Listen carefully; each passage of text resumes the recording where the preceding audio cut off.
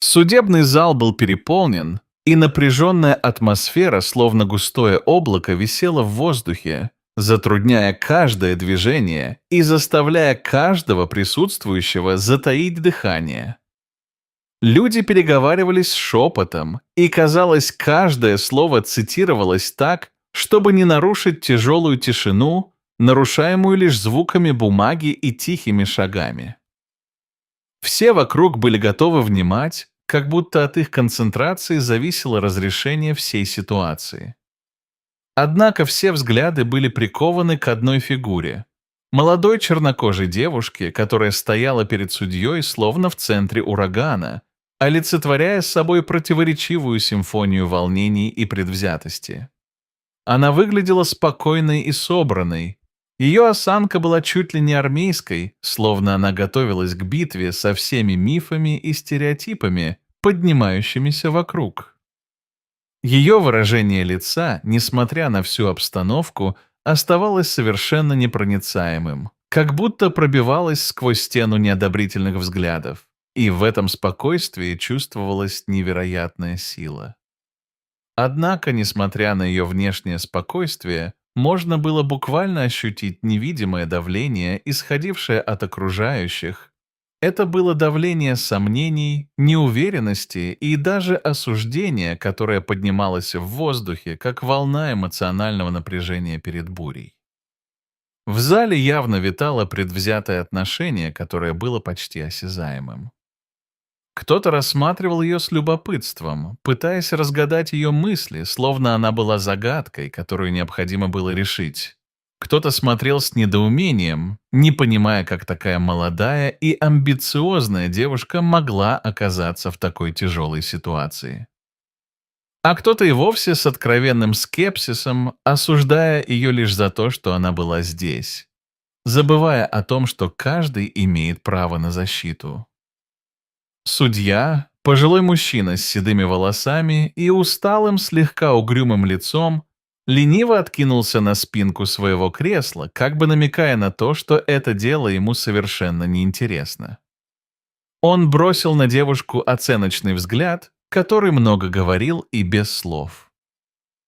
В его глазах читалась смешанная эмоция, от раздраженного терпения до глубочайшего пренебрежения, а уголки губ кривились в едва заметной усмешке, словно он заранее знал, чем закончится это слушание, и не собирался тратить силу, чтобы разобраться в деталях.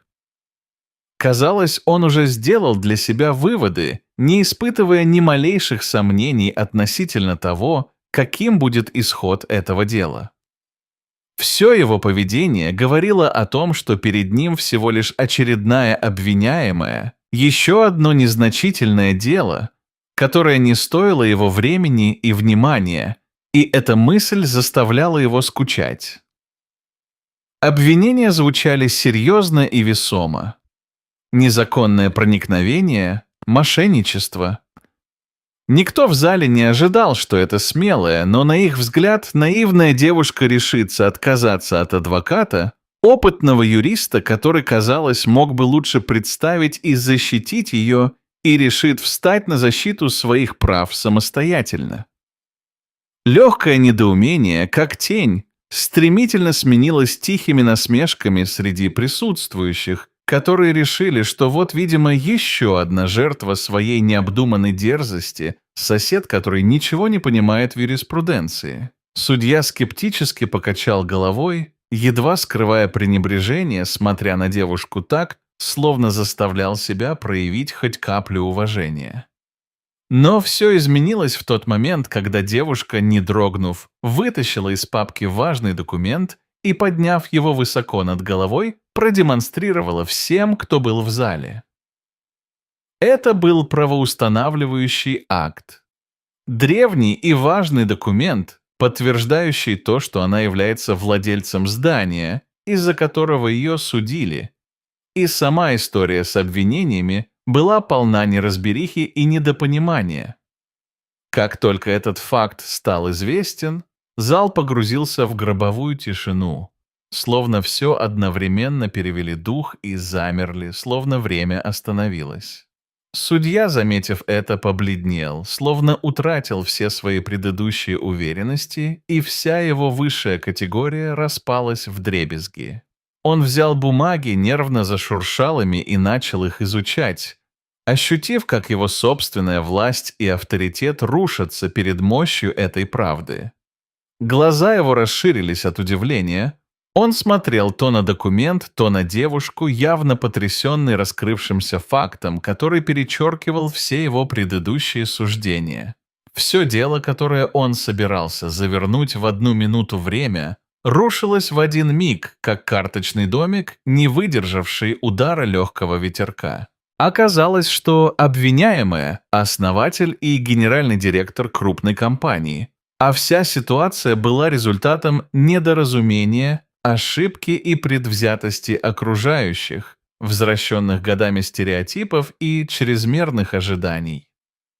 Теперь уже не она стояла под осуждающим взглядом, а сам судья, который, казалось, потерял свою уверенность и высокомерие, его внутренний мир рухнул, как карточный домик на ветру.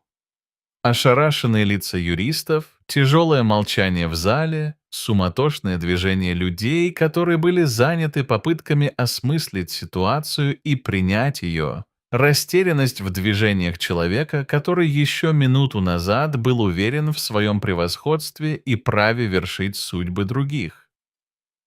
Девушка, подобно молнии, освещающей темное небо, не сказала ни слова. Ее документы и сам факт ее присутствия в этом зале говорили красноречивее любых речей. Она стояла там как символ стойкости и силы духа, показывая, что правда всегда найдет способ вырваться наружу, даже когда все силы зала против нее и общества уже сделало свои выводы.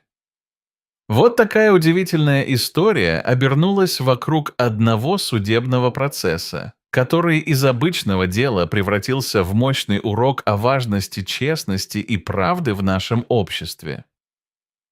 Эта ситуация, казалось бы, простой и обыденный процесс, стала символом борьбы за права и самоуважения, напоминанием о том, что каждый имеет право быть выслушанным. Дорогие друзья, если вам понравилось это видео и эта история, ставьте лайк. Ваши отзывы очень важны для нас, так как впереди еще много интересных и захватывающих сюжетов, которые мы обязательно поделимся с вами на нашем канале. Подписывайтесь на него, чтобы не пропустить ни одной важной истории, ведь каждая из них – это возможность узнать что-то новое и вдохновляющее.